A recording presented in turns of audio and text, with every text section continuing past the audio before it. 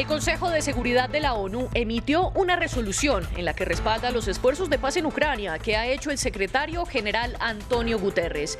El organismo lidera la evacuación de civiles en la acería de Azovstal en Mariupol.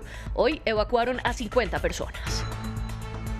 Tras la explosión del hotel Saratoga en Cuba, las autoridades se concentran en investigar las causas del accidente.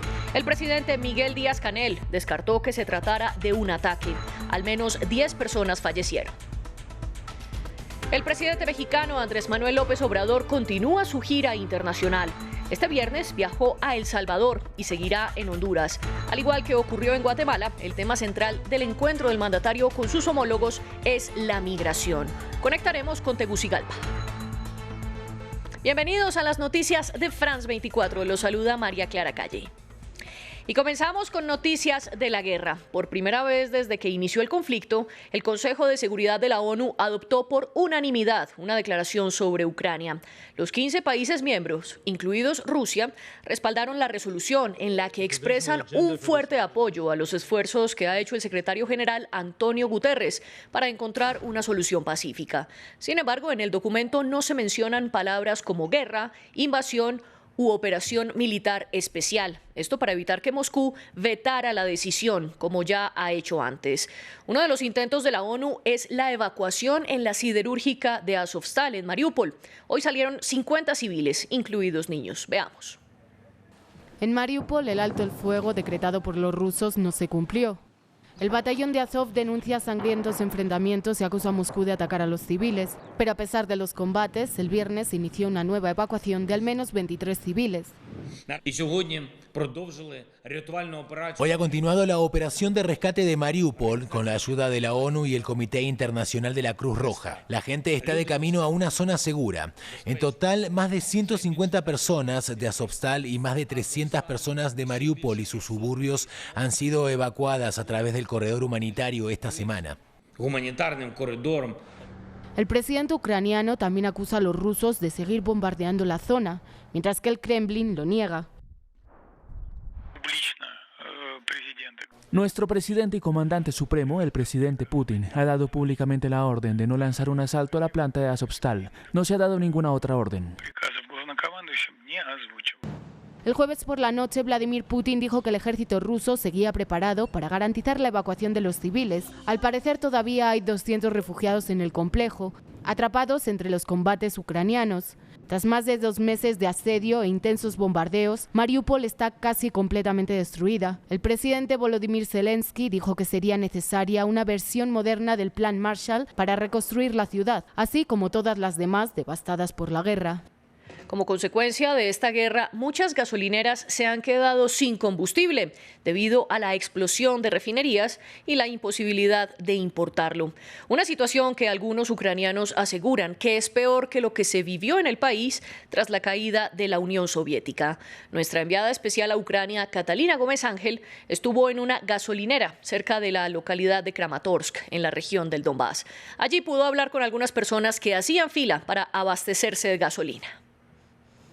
Filas como estas de decenas de vehículos frente a las estaciones de servicio son una imagen común actualmente en Ucrania. Muchas de estas estaciones no tienen gasolina. Estamos en una que está a la entrada del Donbass, cerca de la ciudad de Kramatorsk. Si bien en esta región del país la situación es peor por diferentes motivos, esta es una región que está en guerra desde el 2014, la situación económica es muchísimo peor. Aquí nos cuenta la población que su vida se ha trastocado en las últimas semanas, especialmente desde hace 2 semanas cuando no tienen gasolina. Ellos dicen que además esto ha hecho que el precio de los alimentos se incremente y su gran temor es que el precio de la gasolina, si regresa, es que sea muchísimo mayor.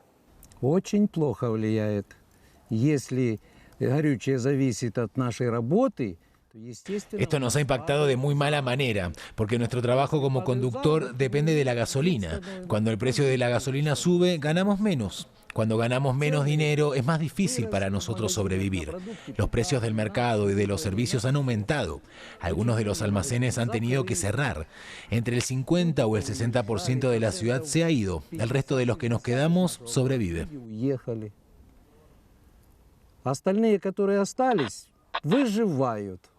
Yuri también nos contaba que este es el momento más difícil de su vida, que incluso después de la caída de la Unión Soviética, cuando este país sufrió grandes consecuencias económicas, no lo pasó tan mal. Y es que la explosión de varias refinerías en Ucrania y la incapacidad para importar gasolina ha creado esa sensación dentro de la población de inestabilidad y de inseguridad, no solamente a nivel alimentario. Los precios de los alimentos son mucho mayor, lo que crea pues más angustia dentro de la población ya sufriendo problemas económicos como consecuencia de la guerra, sino también inseguridad, especialmente en regiones como esta, donde la mayor tranquilidad de las personas viene de tener gasolina en el carro para poder huir en el momento que pase algo. Hungría rechazó la propuesta de la Comisión Europea de embargar las importaciones de petróleo ruso. El primer ministro Viktor Orbán señaló que frenar esas compras equivaldría a una bomba atómica para la economía húngara. Según sus cálculos, el país necesitaría al menos 5 años para dejar de depender del petróleo ruso. Los detalles en el siguiente informe. Es un paso demasiado lejos para Viktor Orbán. El viernes, el primer ministro húngaro rechazó el último proyecto de sanciones a las exportaciones de petróleo ruso anunciado por la Unión Europea.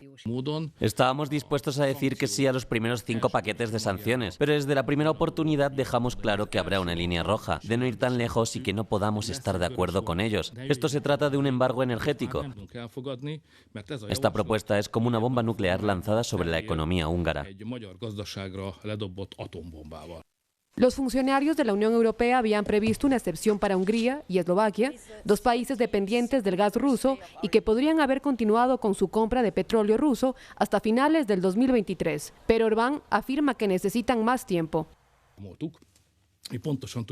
Sabemos exactamente lo que necesitamos. Necesitamos 5 años para completar todo el proceso. No llegaremos a ninguna parte con una exención de 1 año y medio. Un rechazo que fue inmediatamente criticado por Ucrania.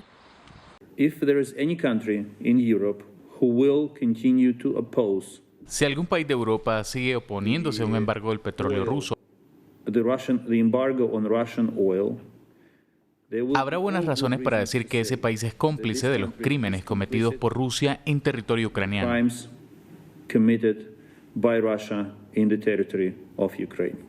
Las sanciones de la Unión Europea contra Rusia no pueden entrar en vigor sin el acuerdo de los 27 Estados miembros. El presidente de Estados Unidos, Joe Biden, firmó un nuevo paquete de $150 millones para enviar misiles, municiones, radares y otros equipos a Ucrania. La Casa Blanca puede retirar armas y material de las fuerzas militares estadounidenses para darlo a otras naciones, y es de allí que vendrán esos recursos. Desde que empezó la guerra en Ucrania, Estados Unidos le ha dado armamento a Kiev por un valor de $3.400 millones. Adicionalmente, el Congreso estadounidense estudia un proyecto que, si es aprobado, le daría asistencia por más de $33.000 millones a los ucranianos. Y en otras noticias, el Ministerio de la Construcción de Cuba evalúa el estado en el que quedó el Hotel Saratoga luego de la explosión de esta mañana. Las autoridades determinarán si es posible rescatar el edificio construido en 1880 o si deberán demolerlo. El estallido dejó al menos 18 muertos y 64 heridos, según el más reciente reporte de la presidencia. El Hotel Saratoga es uno de los más famosos de la isla, con 5 estrellas y ubicado en el Paseo del Prado, una de las principales avenidas de La Habana Vieja.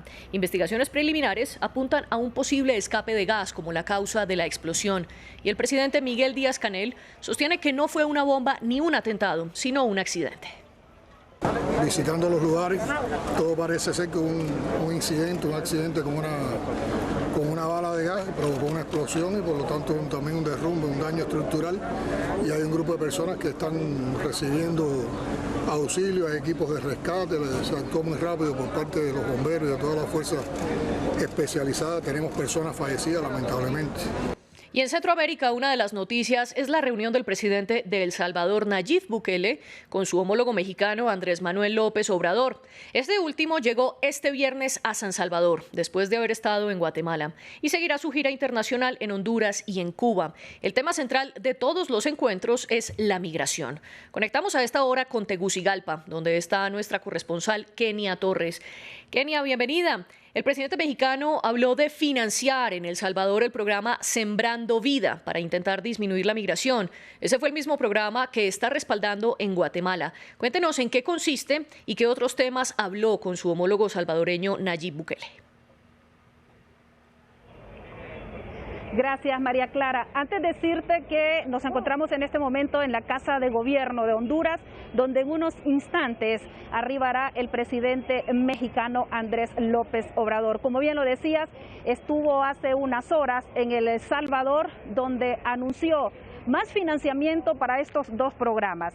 Primero es Sembrando Vida, que está desarrollado en El Salvador desde el 2019 y consiste en apoyar a más de 10,000 agricultores en el tema de siembra de hortalizas. Por otro lado, fortalecer también el programa Jóvenes Construyendo Futuro. Se inyectará dinero a estos programas para evitar precisamente la migración de salvadoreños, en este caso hacia los Estados Unidos. Pero como bien lo decías, María Clara, el tema central de estas reuniones del presidente mexicano con sus homólogos del Triángulo del Norte, que son Guatemala, El Salvador y Honduras, precisamente el tema más importante es la migración. Aquí en Honduras se focalizará también en la lucha contra el narcotráfico. Y cuéntenos brevemente qué se espera que ocurra en el encuentro entre Andrés Manuel López Obrador y la presidenta de Honduras, Xiomara Castro. Hay muchísima expectativa con la llegada del presidente mexicano, ya que este país del norte de América siempre ha sido un aliado estratégico de Honduras y ha apoyado a este país centroamericano en las diferentes catástrofes naturales.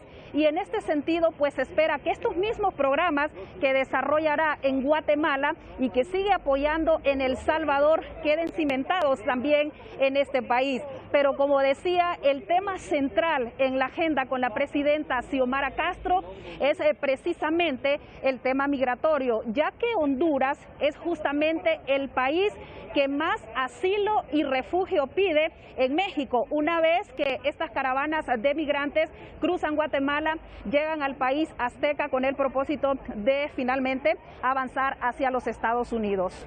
Gracias por este reporte, estaremos atentos. Y cambiamos de noticia, porque en Sri Lanka no hubo una nueva huelga nacional, en la que miles de personas protestaron contra las políticas del gobierno de Gotabaya Rajapaksa. La administración declaró estado de emergencia para intentar contener las manifestaciones. El descontento social es causado por la peor crisis económica que ha enfrentado el país, con una inflación superior al 18% y con los alimentos y los combustibles cada vez más escasos. Por eso piden la renuncia del presidente. Les contamos en este reporte. Se reunieron frente al Parlamento de Sri Lanka para expresar su ira. Desde el jueves, miles de estudiantes han bloqueado el acceso al edificio. Exigen la dimisión del presidente Gotabaya Rajapaksa y de su hermano, el primer ministro.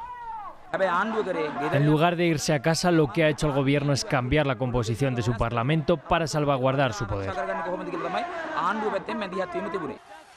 La policía utilizó cañones de agua y gases lacrimógenos para dispersar a los manifestantes, sin éxito.